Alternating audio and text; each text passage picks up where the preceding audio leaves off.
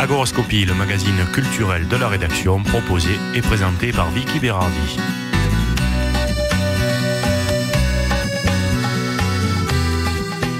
Bonjour à tous. La semaine dernière, le jeune et talentueux illusionniste Théo Rozanski était à Opio, mais il s'est déjà produit à Valbonne, Grasse ou encore Cannes. Théo Rozanski est un passionné passionnant et aime transmettre son art en cours particuliers ou cours collectifs. Invité par le docteur Alain Frère à l'occasion de son exposition Le Cercle Enchanté au musée Masséna, Théo le magicien est en passe de se faire un nom dans le milieu très fermé de la magie. Il sera dans quelques instants notre invité, Arthur Prieur, à la réalisation technique de cette émission. À tout de suite.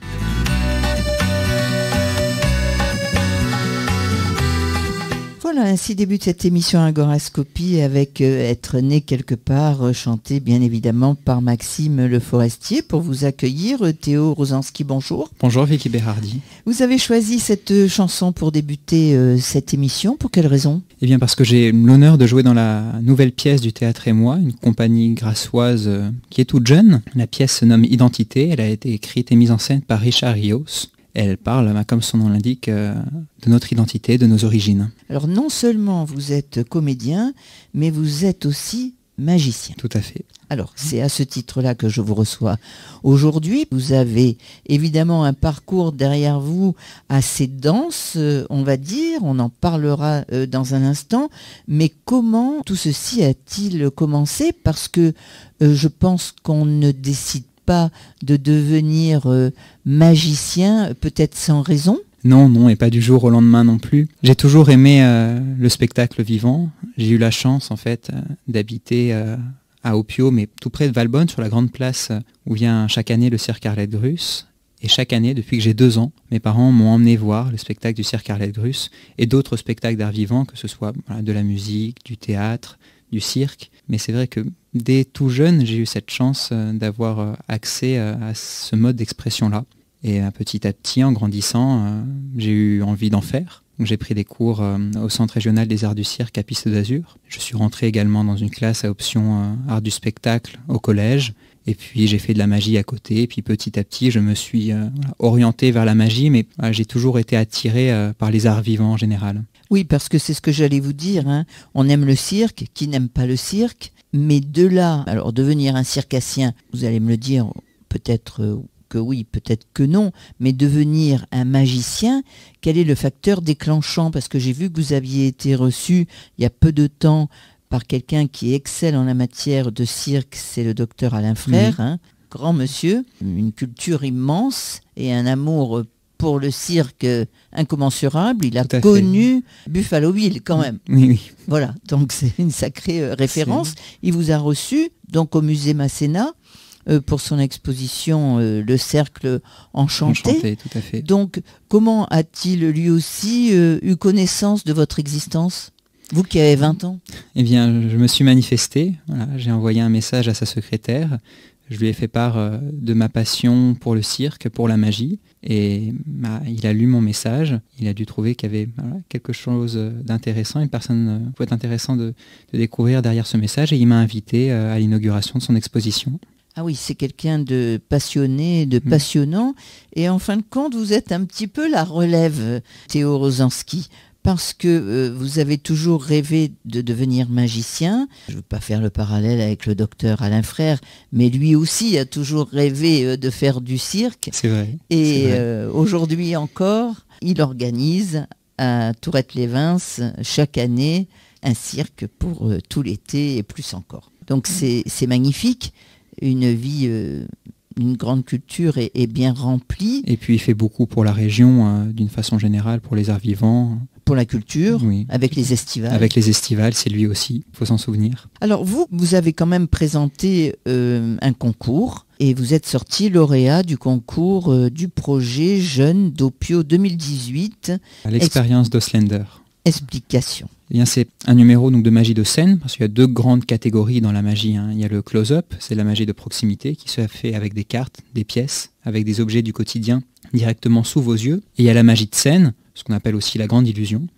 Et là, c'est un numéro de magie de scène qui reprend les codes des expériences spirites qui étaient réalisées par les médiums dans les années 20, dans les années 30. Qu'est-ce qui vous passionne le plus? La proximité ou le grand spectacle? Parce que sur la scène du Palais des Festivals, pour le 31 décembre et le 1er janvier, il y aura un très grand illusionniste. Dany Larry. Absolument. Évidemment, j'aime le close-up, la magie de proximité, parce qu'on a cette interaction qui est possible. On est très proche des spectateurs au sens propre comme au sens figuré. Mais je crois que ce qui me passionne le plus, c'est la magie de scène, aussi parce que j'aime le cirque, j'aime le théâtre, et ce lieu d'expression-là me parle encore plus. Je suis plus à l'aise pour penser un numéro, pour penser à sa mise en scène, lorsque on a plusieurs mètres de large et quelques mètres de profondeur pour créer. C'est le théâtre qui vous a conduit à la magie ou c'est la magie qui vous a conduit au théâtre? Le théâtre, qui m'a permis d'acquérir les bases nécessaires pour être un bon magicien. Parce que être un magicien, c'est avoir des compétences dans la magie, dans les trucs, mais c'est aussi être un comédien. Il y a un très grand magicien qui s'appelait Jean-Eugène Robert Houdin, qui est un peu le père de la magie moderne, qui disait qu'un magicien, c'est juste un comédien qui joue le rôle d'un magicien. Et c'est vrai. Donc vous êtes un artiste complet. J'essaye. Quelle est votre spécialité? La magie de scène, le close-up à côté, mais ce que je préfère le plus, c'est vraiment la scène. Alors quand on parle de scène, on parle de cartes? On parle plus de cartes dans le close-up, dans la magie de proximité, même si sur scène, on peut faire des tours visuels avec des cartes qui apparaissent au bout des doigts, par exemple, ce qu'on appelle des tours de manipulation, de slide of hand en anglais. Sur scène, on peut faire de la manipulation effectivement avec des cartes, mais aussi avoir des numéros visuels avec des personnes qui apparaissent, des tables qui volent, ce qu'on appelle la grande illusion. Tout ça, vous maîtrisez? Oui. C'est combien d'années d'entraînement? Il faut pas compter. Je crois que quand on aime, on compte pas de toute façon, mais c'est depuis que je suis tout petit. Mais comme un pianiste va travailler tous les jours ses gammes, comme un guitariste va travailler tous les jours, comme un sportif aussi va devoir aller à l'entraînement. Quand on est magicien ou quand on est artiste, d'une façon générale, on aime ça. Donc on a cette chance-là de se lever le matin avec le sourire aux lèvres. Alors, comme vous avez 20 ans, aujourd'hui vous êtes majeur, mais quand vous étiez plus jeune et que vous aviez donc cette passion en vous, vos parents vous ont porté, ils vous ont permis d'accéder à votre passion, ou ils se sont dit « bon, il est jeune, ça lui passera ». Je ne sais pas exactement ce qu'ils se sont dit quand j'étais petit, mais c'est quand même eux qui la première fois m'ont emmené au cirque. Mais en tout cas, dès que j'ai commencé à grandir, ils m'ont toujours soutenu, j'ai eu cette chance-là. Après, j'ai un père qui aime le spectacle vivant, qui aime le théâtre d'improvisation. Ma mère est professeure de chant et chef de chœur, Nat La Cigale, à qui je fais un petit coucou. Et j'ai eu cette chance-là de grandir dans une famille où l'art avait une place importante. Ça aide. Oui, c'est sûr. Alors c'est difficile parce que comme il y a la proximité, vous n'avez pas droit à l'erreur. Non, il y a une dimension un peu particulière, c'est vrai, mais c'est tellement jouissif d'avoir cette proximité-là qu'on n'a pas sur scène, parce que bien souvent quand on est sur scène, on est ce que j'appelle être en plein phare, c'est-à-dire qu'on a les éclairages dans le visage, on entend les spectateurs mais on ne les voit pas forcément. Quand on fait du close-up, on a cette chance-là de pouvoir avoir une interaction très forte avec le public, parce qu'on est à quelques centimètres l'un de l'autre. Est-ce que Théo Rozanski, magicien, et Théo Rozanski, on va dire dans le civil, est la même personne? Non, je crois que c'est deux rôles différents, on joue toujours un rôle de toute façon. Et si dans le civil je suis d'un naturel plutôt réservé, quand on monte sur scène, il faut savoir incarner un personnage et être capable de transmettre des émotions, des messages. Oui, je crois qu'il faut être capable de se révéler sous un autre jour dès lors que l'on monte sur scène. Et là, vous avez une forte motivation pour le faire. Évidemment. Vous avez un costume? Oui, on s'habille. Alors quand c'est du théâtre, on s'habille pour que notre apparence visuelle soit en lien avec notre personnage. Quand on fait de la magie également, c'est important de pouvoir identifier rapidement dans la pièce. Ah, tiens, cette personne-là, elle a quelque chose. On ne sait pas très bien quoi, elle a quelque chose, et puis on va voir, on va se découvrir qu'elle a un talent particulier, elle va pouvoir faire des choses particulières qui vont être, je l'espère, intéressantes. Et oui, même au théâtre, je crois que le costume est un élément important. C'est vrai que souvent, quand on est en loge, quand on est en coulisses, le moment où on se maquille, où on se costume, c'est le moment où on commence petit à petit à rentrer dans le personnage, à laisser notre personnalité civile de côté et à endosser voilà, au sens propre comme au figuré notre costume de scène. On se transforme. Tout à fait. On devient un autre. Voilà. Donc comédien aussi vous êtes, on va en parler, troupe de théâtre et moi, dans la pièce Identité, qui parle justement, comme le chante si bien Maxime Le Forestier, d'être né quelque part. Voilà, c'est quelque chose qui vous interpelle, l'identité. Vous pensez que si vous étiez né ailleurs, peut-être que sur la côte, et bien d'autres passions vous auraient peut-être envahi, mais pas celle-là. Sans doute, surtout que dans ma vie personnelle, on peut prendre un exemple, c'est celui d'avoir eu la chance d'habiter juste en face d'une place qui accueillait un grand cirque chaque année. C'est sûr que si j'avais pas eu cette chance-là, d'être à proximité d'un lieu où il y a du spectacle vivant, mon parcours aurait peut-être été différent. Et puis d'une façon générale, on a la chance dans notre région d'avoir de nombreux spectacles, des expositions, des concerts, beaucoup de choses sur le plan artistique et culturel. Voilà, on a un accès à la culture assez facilité avec quand même tout ce que propose la Côte d'Azur et l'arrière-pays et le haut-pays et le moyen-pays. Bien évidemment, je veux vexer personne. Lauréat du concours Projet Jeunes d'Opio 2018, ça vous a galvanisé, ça vous a donné un coup de pouce. Dans votre parcours, ça représente quoi d'avoir gagné ? Ça représente une étape importante. Bon, alors même si ce n'était qu'il y a 2 ans, ça m'a permis de monter un premier numéro de scène. Parce que monter un numéro de scène, ça demande des fonds financiers, alors un soutien humain, mais un soutien financier aussi. Et grâce à la ville d'Opio, j'ai pu créer ce premier numéro. Donc oui, ça représente un changement parce qu'on peut se présenter pour animer des soirées privées, plus seulement présenter du close-up, mais aussi présenter de la scène.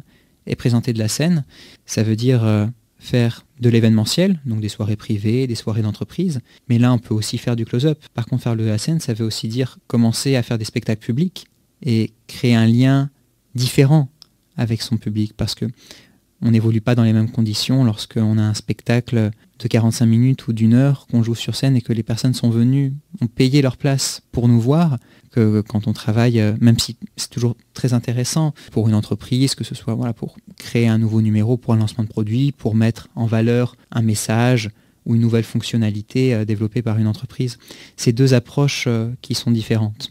D'ailleurs, Opio s'en est souvenu puisque la semaine dernière, vous êtes produit. Oui, 2 fois la semaine dernière. 2 fois. J'ai eu la chance d'animer un événement au Club Med et d'animer un autre événement pour les fêtes de Noël. Actuellement, est-ce que vous êtes en train de monter un spectacle? Où en êtes-vous? Si oui, est-ce que vous en avez un? Est-ce que vous en avez plusieurs? Quand on fait appel à vous, est-ce qu'on a le choix? Oui, on a le choix. J'essaye, quand c'est de l'événementiel, pour du privé, des particuliers ou des entreprises, on est très souvent sur ce que j'appelle du sur-mesure, c'est-à-dire que chaque client va avoir des attentes différentes. Et donc, chaque client doit avoir un rendu qui sera différent. Et pour le spectacle public, il y a un spectacle qui est en cours de création, The Experience, donc l'expérience en français, qui reprendra le numéro financé par Opio, l'expérience d'Oslender, et d'autres numéros. Et on est actuellement en recherche de partenaires et en recherche de financement.